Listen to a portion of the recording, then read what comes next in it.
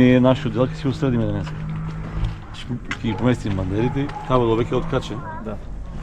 Ќе ги поместиме мандерите и тие приклучи што они ги налага ние да ги средиме, ќе ги средиме. Покрај тоа што не са во наша надлежност и не е наша власт, ќе ги средиме.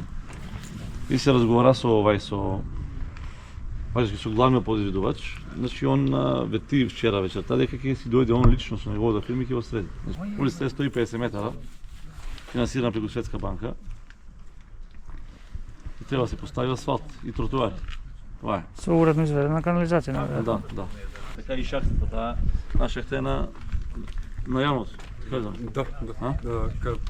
Капакот беше поставен, скршен, ама јавното ќе донесе нов капак да го смети. Да поспушти малку и да изчисти тоа, ти ако се запиши после проблем.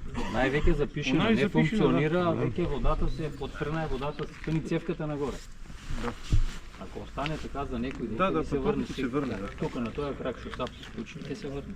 Ако може па ние уште денес да го почнат да го прочистат. Не, ќе дојдат после колку после Во 11 сати. 11 сати, да.